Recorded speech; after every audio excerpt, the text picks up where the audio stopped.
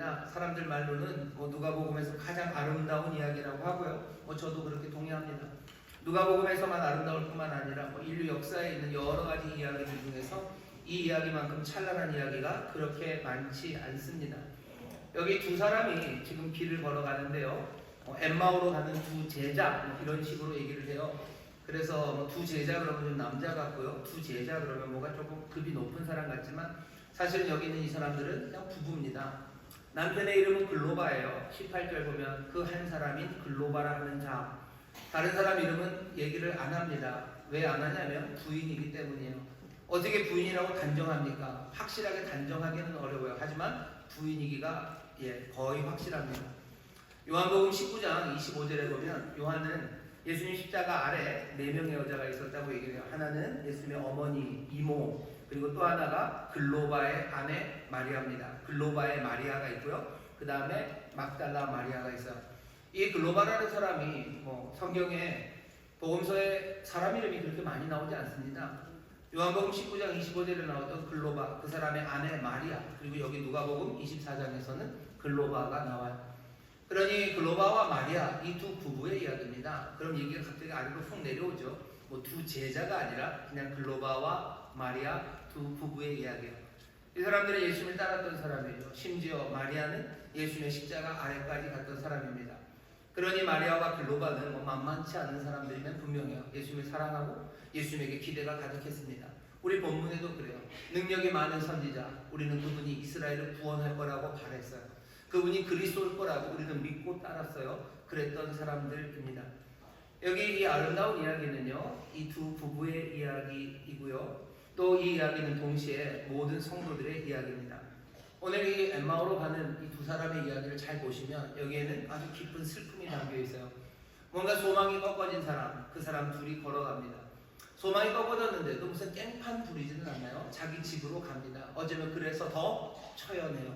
이 두 부부가 인생을 걸은 거죠. 모든 소망을 불태웠던 이 사람들의 소망이 그냥 스르르 꺼져버렸어요. 소망이 꺼져버린 지 한 3일쯤 됐습니다. 금요일날 돌아가셨고 지금 부활의 아침, 부활절에 일어난 일이기 때문에 한 3일간 소망이 끊어지고 3일간 그래도 이 사람들은 좋은 사람들인 것 같아요. 티격태격하지는 않아요. 너 때문에 여기까지 왔다 이런 말 없어요. 그냥 부부가 그냥 그 소망이 꺾어진 그 마음을 하고 어쩌면 슬픔의 길을 걸어옵니다. 슬픔의 길을 걸어오는 거기에 그냥 슬픔으로 끝나지 않는 이야기는 아주 찬란한 이야기입니다. 긴장이 고조되죠. 서스펜스입니다. 누군가 따라와요. 무섭죠? 누군가 따라옵니다. 누군지 모르는 사람이 따라와요. 거기에는 긴장이 있어요. 하지만 당혹스럽죠. 도대체 예루살렘에서 이루어진 일을 모른대요. 도대체 넌 누군데 도대체 이 예루살렘에서 이루어진 일을 모르냐? 오고 가는 대화들. 하지만 그 대화, 그 당혹감은 점점 더 밝아지는 빛으로 사람들을 인도합니다. 점점 더 이야기는 밝아져요. 뭔가 다른 이야기들이 펼쳐지기 시작합니다. 깜짝 놀랄 깨달음이에요. 어떤 깨달음이요? 죽은 줄 알았던 바로 그 그리스도, 그 예수를 사람들이 만나요. 그 당혹감에 어쩔 줄 몰라 합니다. 그리고 그 흥분이 이야기의 마지막 보면 예루살렘으로 이 사람들을 달려 올라가게 합니다. 예루살렘을 어쩌면 터덜 내려왔던 이 부부는 예루살렘으로 달려 올라가요. 그게 이야기의 끝입니다. 이 아름답고 찬란한 이야기, 이 부부의 이야기는 사실은 모든 그리스도인의 이야기이기도 합니다. 저와 여러분들의 이야기예요. 인간적인 희망이 좌절되면 사람들이 더디게 서글픔으로 빠져들어갑니다. 하지만 그러다가 누군가를 만나죠. 잘 알지 못했던 도움이 될지 안 될지 모르는 사람 하나, 그 사람이 나타나요. 그 사람이 나에게 관심을 보이고 내가 그 사람에게 관심을 보입니다. 여러분들이 그리스도인이 되는 그 과정들을 생각해 보시면 돼요. 내가 슬프고 낙심에 빠졌을 때 누군가, 이 사람이 누구일지도 몰라요. 내게 도움이 되는지 안 되는지 확신을 못합니다. 하지만 이상하게 내가 그 사람에게 관심이 가고 그 사람에게 나의 관심을 가져요. 그리고 진행되는 이야기는 뭡니까? 세상의 모든 질문들에 대한 답들, 그리고 인생과 하늘의 신비에 대한 그 답이 다른 곳 아니라 여기 하나님의 말씀, 성경에 그 열쇠가 있다는 걸 발견합니다. 그 뜻밖의 발견에 어쩔 줄 몰라 하고 있을 때 예수님 우리와 함께 하시면서 우리를 위로하시고 우리를 따뜻하게 하셔. 그러다 떡을 떼는 그 자리에 내 눈이 밝아지고 내가 주님을 발견합니다. 그러면서 내 삶은 이전에 없었던 활기가 넘치기 시작하고요. 이전에 없었던 길들을 걸어가기 시작해요. 엠마오로 가는 이 두 사람의 이야기는 그래서 어쩌면 모든 그리스도인의 이야기입니다. 다시 말하면 저와 여러분들의 이야기예요. 저와 여러분들의 이야기가 아름답고 찬란하다고 그랬죠. 우리의 삶의 이야기가 누구는 비극이고 도대체 내 인생 같은 이야기가 어디냐고 한탄할지 모르겠지만 여러분들의 이야기는 아름답고 찬란한 이야기예요. 그 슬픔과 그 긴장과 그 모든 어색함과 그 알 수 없는 안개 가운데 거기 하나하나 임하시는 은혜, 점점점 밝혀주시고 우리의 영혼을 살려내시는 하나님의 그 개입하심이 우리 가운데 있습니다. 여러분들의 인생의 이야기가 정말로 아름답고 찬란한 하나님의 복된 이야기이고 하나님의 사랑의 이야기이고 또 우리의 정말로 감사의 이야기임을 여러분들 기억하시고 다시 한번 이 말씀에 집중해 주시기를 바랍니다. 그 전에 옆에 있는 분들에게 얘기하셔. 당신의 이야기가 아름답습니다. 당신의 이야기가 아름답습니다. 다시 하실까요? 당신의 이야기가 찬란합니다. 당신의 이야기가 찬란합니다. 우리 놀라운 이야기가 우리에게 있습니다. 그 이야기가 있어요. 자, 그런데 한번 보시죠. 오늘 우리가 읽는 말씀은 어떻게 시작되냐면요. 두 사람이 길을 갑니다. 글로바와 마리아가 길을 가는데 이게 그냥 갑자기 길을 가는 게 아니에요. 앞에 우리가 알고 있는 건 글로바는 마리아는 십자가 아래에 있었어요. 그냥 황당한 이야기가 돌죠. 부활의 아침, 그러니까 일요일 아침입니다. 안식일이 끝나고 막달라 마리아가 그 무덤에 가더니 뭐 시체가 없어졌다고 난리가 났어요. 베드로가 갑니다. 시체가 없어지고 들은 이야기는 예수님이 살아났다는 이야기를 들었대요. 베드로가 가서 봅니다. 봤더니 정말로 시체는 없고 세마포는 잘 개쳐 있어요. 하지만 이게 뭔지 의아함으로 옵니다. 글로바와 마리아는 그 이야기까지 들었어요. 그 이야기 듣고 말도 안 되는 소리. 그냥 슬픔만 더 깊어질 뿐이요. 정신없구나. 마리아 정신없구나. 그래도 막달라 마리아 정신이 똑바로 박힌 여자라고 생각했는데 베드로 뭐 아니나 다를까 정신없는 사람들. 소망은 끊어졌고 우리 이스라엘을 구원할 거라고 생각했던 그분은 십자가에 못 박혔어요. 3일 동안의 슬픔 동안 그 그리스도의 부재 가운데 글로바 마리아는 고민하며 길을 걷습니다. 오늘 말씀이 그런 거예요. 그 길을 걷는데 그 길은 어떤 것입니까? 부활하신 예수님이 보이지 않는 길이요. 누가복음에 우리가 말하는 예수님 분명히 부활하셨어요. 부활하셨습니다. 사실입니다. 하지만 여기 있는 글로바 마리아는 부활하신 예수님을 만나지를 못해요. 만나지 못하는 정도가 아니라 보는데도 알지 못합니다. 예수님을 보아도 예수님을 알아볼 수 없는 길, 그 길을 걸어가요. 왜 알아보지 못합니까? 이 사람들이 찾는 것이 달랐기 때문이에요. 요한복음에 보면, 요한복음 20장에 보면 막달라 마리아가 예수님을 만납니다. 20장 14절에 보면 예수의 서신 것을 보나 예수신 줄 알지 못합니다. 봐도 몰라요. 봐도 몰라요. 그냥 예수님이 물으시죠. 누구를 찾느냐? 너 도대체 누구를 찾는 건데? 마리아가 찾는 건 누구냐면 어쩌면 시체가 된 예수님을 찾아요. 죽으신 예수님을 찾아요. 하지만 죽으신 예수님을 찾는 사람은 부활하신 예수님을 알아볼 수가 없습니다. 여기 이 사람들은 지금 찾고 있는 게 뭔지 다시 한번 물어봐야 돼요. 찾을 수 없죠. 그리스도는 사라졌죠. 구원자는 사라졌죠. 구원자가 부재한 곳에서 이 사람들은 뭘 찾습니까? 찾을 게 없어요. 그냥 두리번거릴 뿐입니다. 두리번거려. 사람들은 구원에 사라졌다고 생각합니다. 내 삶의 새로움이 사라졌어요. 그러면서 두리번거리고 찾긴 찾죠. 하지만 도대체 누구를 찾습니까? 구원자가 없는데 누구를 찾습니까? 그냥 대안을 찾을 뿐이에요. 그냥 눈요깃거리 찾을 뿐이에요. 뭔지 모르는 그냥 헝한 눈이에요. 찾는 게 없어요. 찾지 못합니다. 왜? 구원자가 사라졌기 때문이에요. 여기 글로바 마리아가 그렇게 멍한 눈으로 찾을 수 없는 그 눈으로 왜? 십자가에 죽었어요. 그러니 우리가 그에게 이스라엘의 구원이 거기 달렸다고 믿었었는데 그게 사라졌으니 구원은 없습니다. 그러니 헝한 눈, 그 눈으로 그 길을 걸어갑니다. 마음은 아프고 슬픔으로 그 길을 걸어가요. 오늘 여기 구원을 찾는 사람이 있어요. 찾지만 구원자가 누군지를 확인하지 못하는 이 사람들, 이 부부의 이야기입니다. 3일 동안 그렇게 헤맸습니다. 그런데 어떤 일이 일어난 거예요? 오늘 설교의 제목입니다. 빈 무덤에서 갑니다. 빈 무덤에서부터 가는 사람은 글로바와 마리아인 것처럼 보여요. 하지만 이 빈 무덤에서 가는 이는 누군지 아시겠죠? 이들과 함께 걷고 있는 예수님입니다. 적어도 누가복음에서는 예수님 부활하시고 어디를 가셔요? 엠마오로 가셔요. 여기 글로바와 마리아에게 가십니다. 부활하신 주님은 어디로 가십니까? 오늘 이 이야기는 저와 여러분들의 이야기로 했어요.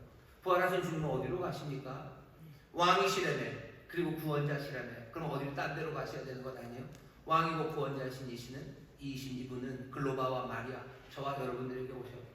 오늘 빈 무덤 우리가 부활을 축하하고 그리고 경화하는 이 복된 자리에 우리 빈 무덤 앞에서 어쩌면 정신이 멍할지도 몰라요.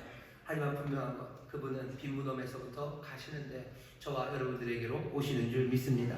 부인하는 사람들이 있어요. 내가 뭔데? 나같이 실패한 인생에게 뭐하러 오시나? 나같이 알지 못하는 사람에게 뭐하러 오시나? 알지 못하니까 오시는 거예요. 실패한 인생이고, 그리고 어쩌면 소망을 잃은 인생이니 오시는 겁니다.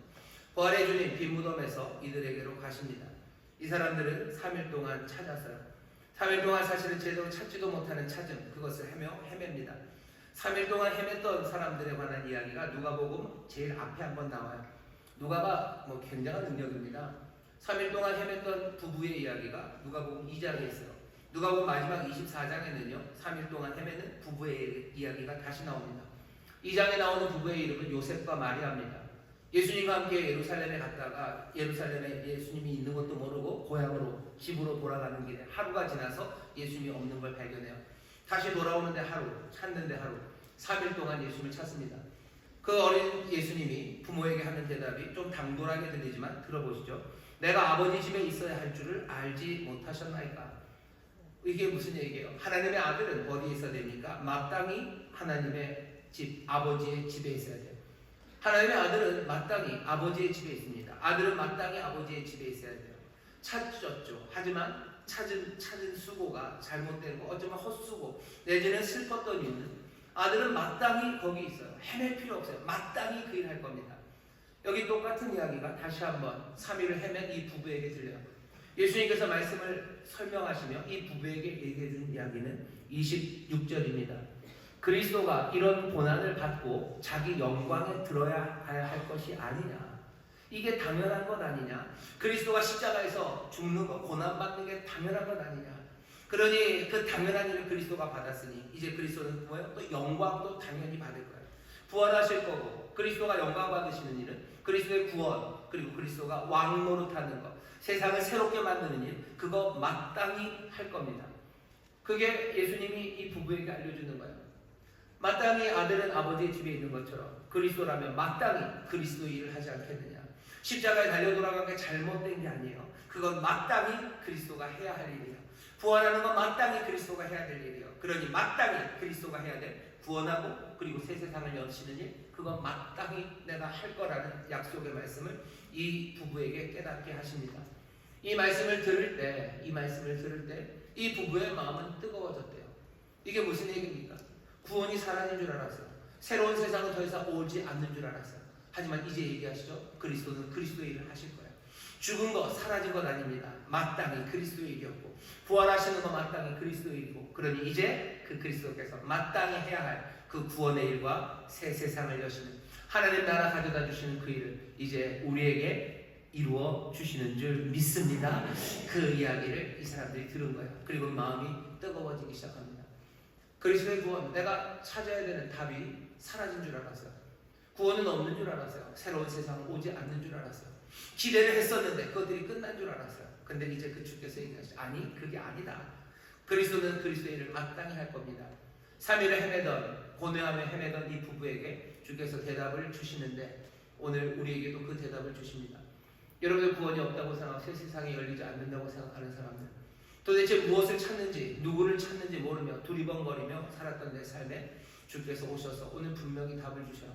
구원이 임합니다. 새 세상이 열립니다. 누가 하십니까? 그리스도. 십자가에 달리신 그 예수 그리스도가 그 일을 이루시는 줄 믿습니다. 우리는 그 일을 기쁨으로 받을 수 있어요. 왜냐하면 우리는 지난주에 예루살렘으로 갔었던 사람이에요. 우리는 지난 한 주간, 고난주간 동안 십자가로 갔었던 사람들이에요. 거기서 그분이 누군지 분명히 본 사람들이에요. 그러니 이제 그 빈 무덤에서 나오시니가 누군지 우리는 분명히 압니다. 그분이 그리스도이심을 믿으시고, 여러분 다시 한번 마음이 뜨거워지시기를 주의 이름으로 축원합니다. 주의 이름으로 축원합니다. 그게 지금 이 사람들의 마음을 뜨겁게 해요. 그리고 거기서 끝나지 않죠. 떡을 떼십니다. 떡을 떼시니 눈이 밝아져요.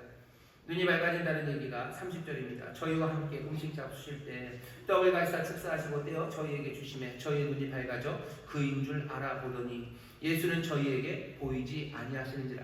31절 말씀이 좀 이상해요. 눈이 밝아졌대요. 그인 줄 알아본대요. 그랬더니 예수는 저희에게 보이지 아니한답니다.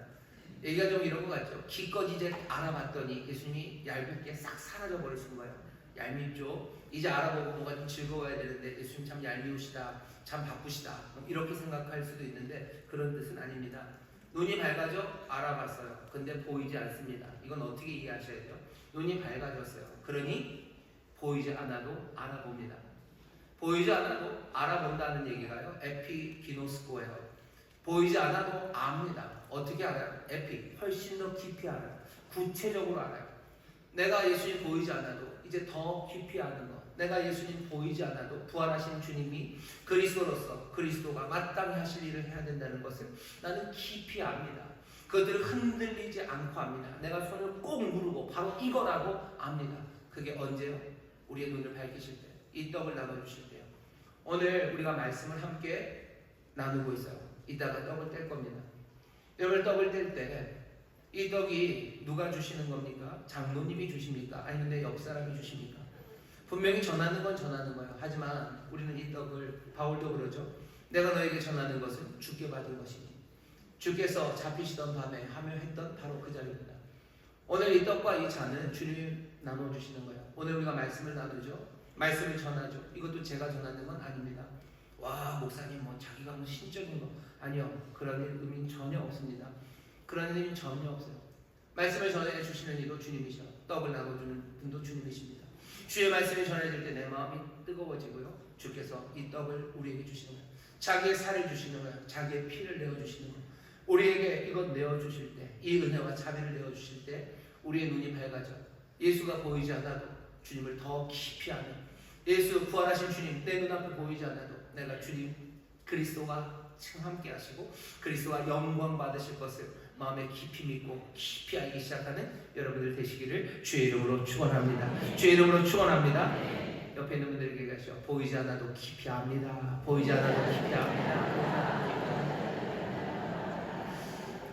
엠마오로 가던 이 두 사람은 그렇게 주님을 만납니다. 주님을 만나요. 오늘 설교의 제목이요, 빈 무덤에서 갑니다. 우리가 어쩌면 예수가 부활했다는 소식, 그 소식을 듣고도 그냥 줄래 허공을 응시하면서 걸어가는 그 사람들에게 오시는, 엠마오로 오시는, 빈 무덤에서 오시는 그 주님을 만나요. 그 다음은 어떻게 되는지 아십니까? 그 다음에 오늘 본문을 보면요, 33절에 곧 그 시로, 이 사람들이 그것 알아보고 나서요, 그 시로 일어나 예루살렘에 돌아가 보니 11사도와 및 그와 함께한 자들이 있답니다. 오늘 부활하신 주님을 만난 부부는 어떻게 합니까? 예루살렘으로 갑니다. 빈 무덤에서 이 사람들은 어떻게 떠났어요? 살짝 내려오다 결국은 예루살렘으로 달려 올라갑니다. 오늘 설교의 제목이요, 빈 무덤에서 갑니다. 어디로 갑니까? 예루살렘으로 갑니다. 예수님 부활하셨습니다. 그러니 우리는 어디로 갑니까? 예루살렘으로 갑니다. 누가가 우리에게 전하는 방식은 그거예요. 23장 제일 마지막 24장 우리가 읽은 본문 바로 앞에 보면요, 그냥 빈 무덤 얘기가 나와요. 그 다음에 뭐 부활에 대한 논의, 그거에 대한 뭐 설명, 이런 얘기 아무것도 없습니다. 그냥 길 가는 부부 이야기예요. 이 글로바 마리아는 그냥 집으로 가다가 오시는 예수님 만나요. 마음이 뜨거워지고 그리고 더 깊이 알도록 눈이 밝아진 다음에 이 사람은 어디로? 예루살렘으로 갑니다. 예수님 부활하셨어요. 그 다음 누가가 하는 말은 뭡니까? 예수님 부활하셨으니 이 부부는 예루살렘으로 갑니다. 오늘 우리도 마찬가지예요. 예수님 부활하셨어요. 그 사실입니다. 그리고 우리는 그 예수님을 만났어요. 그러면 이제 어떻게 되는 거예요? 우리는 예루살렘으로 갑니다. 옆에 있는 성도님들에게 얘기하시죠. 우리는 예루살렘으로 갑니다. 우리는 예루살렘으로 갑니다.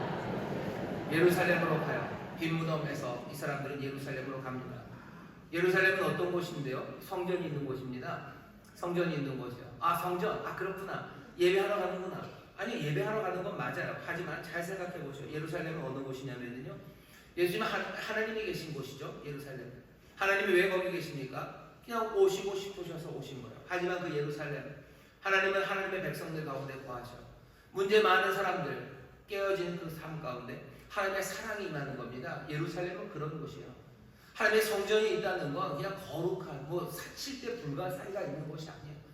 하나님, 자비와 사랑의 하나님이 그 백성들 가운데 거하시는 곳, 그곳이 성전입니다. 거기에서 하나님의 뜻이 이루어지는 곳이요, 거기에 하나님의 복이 이루어지는 곳, 그곳이 성전입니다. 이 사람들, 글로바와 마리아는 예루살렘으로 달려갑니다. 이 얘기는 근데 다시 생각해 보실 게 있어요. 이 사람들에게 있어서 예루살렘은 어떤 곳이냐면 실패의 장소예요. 이 사람들에게 두려움의 장소입니다. 예수님을 부인했던 곳이요, 내 걸었던 모든 수고가 다 끝나고 내가 실패한 그곳이 예루살렘입니다. 이곳은 두려움의 장소예요. 요한복음 보면 사람들이 문을 걸어 잠그고 어쩔 줄 몰라 하고 있어요. 왜? 실패하고 위험하고 두려운 장소, 그곳이 예루살렘입니다. 이 사람들은 그리로 달려가요. 실패한 그곳으로 달려가요. 사람들은 부활신앙 내지는 부활하신 주님을 믿는 그리스도인의 삶이라는 게 어쩌면 내 자신의 두려움을 숨길 수 있는 곳, 아니면 내 실패 그것들을 무마할 수 있는 곳, 내 실패가 아닌 것처럼 꾸밀 수 있는 곳, 그곳으로 가게 하는 게 그리스도인 신앙이라고 생각합니다. 이게 무슨 얘기인지 잘 모르시면 이런 거예요. 여러분들이 실패한 곳이 어디입니까? 가정이에요. 가정은 하나님의 은혜, 하나님의 은혜가 임하면서 하나님의 뜻이 이루어져야 되는 곳, 그곳입니다. 하지만 내가 실패했어요. 내가 그곳에서 그 주님을 부인하는 거죠. 주의 길 말고 내 멋대로 살아가고, 주의 길 따라가는 게 어렵고 내 자존심 상하니 그냥 내 멋대로 해서 실패하는 그곳이에요. 그 실패한 장소, 그곳은 이제 뭐가 돼요? 두려움의 장소가 됩니다. 실패한 남편들은 어디가 제일 두려워요? 집이 제일 두려워요. 집이 제일 두려워요. 웃으시는구나. 실패한 부인은 어디가 제일 두려워요? 집이 제일 두려워요. 제일 두려워요. 내가 남편 노릇 제대로 못했죠. 내가 가장의 노릇 제대로, 내가 자녀 노릇 제대로 못했죠. 내가 욕심부려서 자녀 노릇 못하고, 내가 깽판 치고 악하게 살고 주의 말씀대로 살지 못했으니 어쩌면 슬프고 어쩌면 연약한 내 부모님에게 내가 구원이 되고 하나님의 은혜가 되어야 되는데, 예루살렘이 되어야 되는데 내가 실패한 곳, 그곳이 내 가정입니다. 그러니 가기가 두려운 거예요. 그러니 어디 가죠? 꼬맹이들은 뭐 PC방 갑니다. PC방이 안전해요. 그 대신 예수 믿는 사람들은 어디로 가요? 교회 오죠. 집에 가기 싫어서 교회 오시는 분 있으시죠? 집에 가는 건 두렵죠. 거긴 내가 실패한 곳이에요. 내가 여기 교회에서는 성공할 수 있어요. 그죠? 여기서는 뭐 다들 안전하고요. 여기서는 내 실패를 다 아름답게 꾸밀 수 있고, 여긴 두려움이 없는 것 같아요. 교회 오면 평안한데 내가 거기 가면 두렵고, 거기 가면 실패한 자리, 그러니 가기 싫습니다. 그러니 교회에 자꾸 와서 버티는 분들 많으셔요. 부활하신 주님을 내가 만나면 교회 옵니까? 부활하신 주님 만나면 예루살렘으로 가는 거죠. 찬송 있고 제자들이 있는 곳, 그곳으로 간다는 것 아닙니까? 맞아요. 찬송 있고, 그리고 하나님의 은혜가 있는 곳, 그곳 예루살렘 맞습니다. 하지만 예루살렘은 자비하신 하나님이 그 인생들을 만나서 그 인생의 삶을 바꾸는 곳, 그곳이 예루살렘이에요. 우리를 예루살렘으로 부르신다는 걸, 우리를 사명의 자리로 부르시는 거예요. 은혜를 누리고 하나님의 역사를 이루기 위해서 나를 부르신 곳, 그곳이 예루살렘입니다. 그 예루살렘으로 가야 돼요. 이 사람들 실패한 곳이에요. 두려운 곳이에요. 하지만 그리로 달려갑니다. 부활의 주님, 예수님 부활하셨어요. 그 다음에 어떻게 돼요? 이 부분은 어디로 가요? 예루살렘으로 갑니다. 예루살렘으로. 도망가지 않아요. 내 실패, 내 두려움, 그것들을 직면하기 시작하는 거예요. 용기가 있어야 되는 것 아닙니까? 그런 용기, 그런 능력이 있었으면 진작에 갔겠죠. 근데 용기와 능력이 없죠. 부활하신 주님이 뭐라고 얘기하셔요? 예수님 부활하셨다는 건 그리스도가 마땅히 하실 일을 하시겠다는 거예요. 그리스도가 무슨 일을 하시는데요? 구원하시는 일을 하실 거예요. 그리고 세상을 새롭게 만드는 일을 하실 거예요. 내 실패에 대해서 여기 그 예루살렘을 떠난 이 부부에게 예수님 뭐라고 하지 않으셨어요. 책망하지 않으셨어요. 그냥 오히려 뭐 노려보고 외면하고 그런 건 아니라 오셔서 다시 격려하시고 축복하시고, 그리고 그 삶을 다시 일으켜 세우시며 그리스도는 여전히 그리스도 일을 한다는 그 소망을 주십니다. 우리가 예수님 부활하셨어요. 그러니 그 다음은 뭡니까? 다른 이야기는 많이 할 수 있어요. 하지만 누가가 오늘 우리에게 전해주는 이야기는, 이 부부에게 전하는 이야기는, 이 부부에게 일어난 이야기는, 저와 여러분들 가운데 일어나야 될 일은 다른 것 아니라 예루살렘으로 가는 겁니다. 주님이 구원하실 거예요. 주님이 새롭게 하실 거예요. 그리고 그 능력을 우리에게 주시니 여러분 예루살렘으로 가시기를 주의 이름으로 축원합니다. 예루살렘으로 가시기를 주의 이름으로 축원합니다. 게다가 여기 나오지 않지만 이제 곧 나올 겁니다. 이 부부에게, 그리고 또 예수님의 사람들에게 예수님이 뭐라고 그러세요? 사도행전 1장 8절입니다. 오직 성령이 너희에게 마시면 너희가 권능을 받고 예루살렘과 온 유대와 사마리아 땅끝까지 이르러서 내 증인이 될 거라고 얘기하셔요. 예수님이 예루살렘으로 가라고 얘기하셔요. 아니 너무 멀리 떨어진 이야기를 하시는 거 아닙니까, 담임 목사님? 여러분들 누가복음을 누가가 썼고요, 사도행전을 누가가 썼습니다. 누가는 여기 사도행전과 누가복음이 같이 붙어있을 거라고 생각했어요. 괜히 중간에 낀 게 누굽니까? 요한입니다. 그러니 어떻게 돼요? 요한을 빼버리셔요. 농담입니다. 찢어버릴 필요 없어요. 큰일 납니다. 이렇게 붙여서 읽어보시면 돼요. 오늘 누가복음 24장이 누가복음의 끝이에요. 그리고 사도행전 1장은 당연히 사도행전의 시작입니다. 두 개 붙이면 먼 이야기 아니에요. 글로바와 그리고 마리아가 예루살렘으로 가죠. 예루살렘에 가면 그 다음에 조금 남아있는 누가복음의 나머지 이야기는 거기서 제자들과 함께 예수님을 또 만납니다. 예수님이 사명 주셔요. 그리고 1장이죠. 사명 주시면 뭐라고 얘기하시는 거예요? 오직 성령이 너에게 마시면 너희가 권능을 얻고 예루살렘과 온 유대와 사마리아 땅 끝까지 이르러 내 증인되라고 하셔요. 우리가 예루살렘으로 가는 게 당연합니다. 뿐만 아니라 주님은 우리에게 그렇게 가라고 하셔요. 그리스도가 마땅히 하실 일을 하실 겁니다. 그러니 우리는 뭐 하면 돼요? 그리스도 안에서 충성하면 돼요. 그리스도 안에서 내게 맡기신 일 그 일 하시면 돼요. 주가 사랑하라고 하셨으니 사랑하는 그 일 하면 됩니다. 말씀 따라 순종하라고 하시니 예루살렘에서 나는 순종할 겁니다. 그게 부활의 주님을 만난 사람들이 해야 될 일입니다. 여러분 부활의 주님 만나서 뭐 할 수 있다고 그러셨어요? 부활의 주님 만나니 뭐가 깨달아집니까? 여러분들 바울이 고린도전서 15장에서 부활에 대해서 긴 설명을 합니다. 처음 시작은 뭐 증인들 얘기를 해요. 부활의 증인들, 부활은 사실이다. 뭐 여러 가지 의미를 다 설명하고 제일 마지막 바울이 부활에 대한 설명 끝에 하는 말이 뭐냐면 이렇게 되어 있어요. 58절입니다. 그러므로 내 사랑하는 형제들아 견고하며 흔들리지 말며 항상 주의 일에 더욱 힘쓰는 자들이 되라. 이는 너희 수고가 주 안에서 헛되지 않은 줄 알미라. 부활을 다 끝낸 다음에 바울이 자 이제 부활에 대한 설명 다 끝났으니 예수님 부활하셨으니 이제 우리는 죽음 이후의 삶이 있다는 걸 확신할 수 있습니다. 그러면서 마치지 않았어요. 예수님 부활하셨으니 죽음 이후에도 우리는 생명이 있습니다 라고 끝내지 않았어요. 물론 그 이야기는 앞에 좀 있습니다. 하지만 마지막 결론은 뭐예요? 예수님 부활하셨어요. 부활을 설명한 마지막 결론. 그러므로 내 사랑하는 형제들아 경고하고 흔들리지 말고 그래서 항상 주의 일에 더욱 힘쓰는 자들 되라. 왜? 이는 너희의 수고가 헛되지 않을 거야. 왜 헛되지 않습니까? 그리스도 생생하게 살아계셔서 당연히 그리스도가 해야 될 그 구원과 새 세상을 여시는 일을 우리와 함께 우리 가운데 이루시기 때문이에요. 그게 오늘 우리에게 주시는 말씀입니다. 여러분 예루살렘으로 가셔. 두려움 없이 가십시오. 용기를 주실 겁니다. 별 효과 없을 거라고요. 두려움을 직면하는 것 그리고 실패 그것에서 도망가지 않고 거기에서 다시 한번 새롭게 시작하는 것 그건 정말 어려운 일입니다.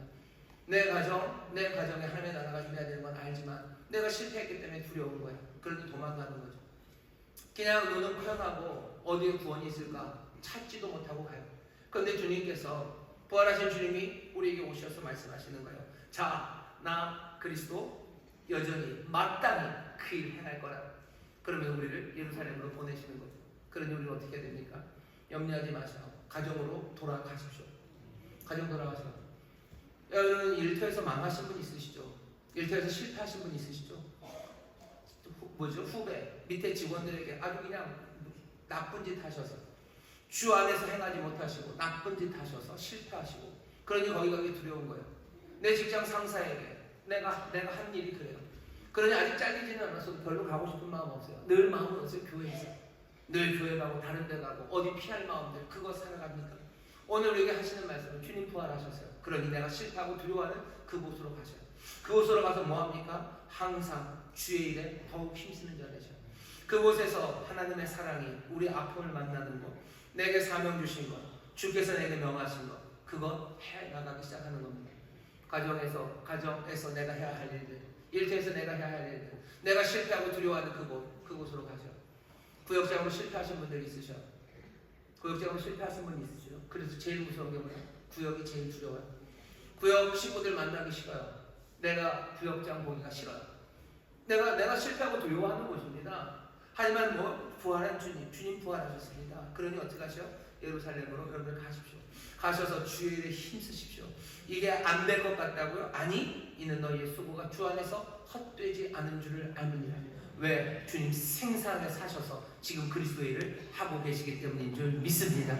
우리는 그 주님을 깊이 아는 사람이요. 그리스도 부활하셨습니다. 그런 여러분 예루살렘으로 가시기를 주의 이름으로 축원합니다. 옆에 있는 분들에게 가셔. 예루살렘으로 갑니다. 예루살렘으로 갑니다. 예루살렘으로 갑니다. 내가 실패한 곳으로 갑니다. 그러고 나면 이제 생각이 나죠. 글로바와 마리아 똑같이 예수님에게 말씀을 들었어요. 다른 제자들과 함께 예루살렘 그 다음에 온 유대와 사마리아 땅끝까지 가라고 하시죠. 글로바와 마리아는 어디로 갑니까? 온 유대와 사마리아로 또 갈 겁니다. 주님이 가라고 하셨어요. 온 유대와 사마리아 땅끝까지 가라는 이야기가 복음이 점점 그래서 온 세상에 복음이 다 증거된다 그런 말씀도 좋아요. 하지만 글로바와 여기 마리아가 무슨 세계 선교에 나갔다는 이야기를 사도행전에서 읽기가 어렵습니다. 그 마찬가지로 저와 여러분도 마찬가지예요. 저와 여러분들도 우리가 예루살렘으로 갑니까? 예루살렘에 가보신 분 몇 분 안 되시죠? 사마리아, 유다 못 가보셔도 땅끝 그건 언제 갑니까? 그러니 이건 우리의 말씀과 상관없습니까? 물론 주께서 복음을 이렇게 점점점 확장시켜서 온 세상에 복음이 증거되게 하실 거예요. 하지만 글로바와 마리아에게 그리고 오늘 우리에게 온 유대와 사마리아라고 가라고 하신 이야기는 그냥 그 지명 점점 더 뭐 복음을 전거하는 그 영역을 넓혀라 그 정도의 이야기는 아닙니다. 온 유대와 사마리아 글로바와 마리아에게 유대와 사마리아는 어떤 땅인지 보시면 돼요. 유대 그 땅은요 갈갈이 찢겨진 땅입니다. 수백 년 동안 짓밟혔던 땅이고요. 그 땅에 살았던 사람들은 빼앗기는 아픔이 있는 땅이 유대예요. 로마가 짓밟은 땅이요. 사마리아 여기는 미움과 증오가 있는 땅입니다. 말도 안 되는 오랜 역사의 아픔이 거기에 있어요. 그러니 어떻게 되는 거죠? 서로 싸웁니다. 분열합니다. 분쟁합니다. 고통스러운 기억 그것이 가득한 땅이 온 유대와 사마리아예요. 주께서 우리를 온 유대와 사마리아로 보내셔요. 여기는 어떤 곳입니까? 용서와 화해가 필요한 것이요. 놀랍게도 이때 1세기 그리고 지금 21세기까지 온 유대와 사마리아는 여전히 이건 말하기가 좀 어렵겠지만 하나님께서 그냥 우리에게 그냥 그렇게 보게 두신 것 같아요. 여기 온 유대와 사마리아 여러분들 아시는 사마리아 사람과 유대인 사람들은요 비슷한 핏줄을 가졌지만 나중에 갈라졌어요. 그러니 오히려 더 서로 반목하고 질시하고 증오하고 미워합니다. 그 미움이 있는 땅이에요. 지금 시간이 많이 지났죠. 21세기 지금도 유대와 사마리아라고 말하는 곳은 뭐 소위 말하는 웨스트뱅크 서안지구입니다.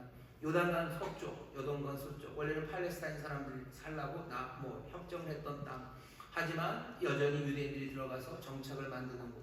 여전히 서로를 증오하고 의심이 삶의 방식이 된 곳. 그곳에서 서로를 증오하며 살아야 돼요. 의심하면서 살아야 돼요.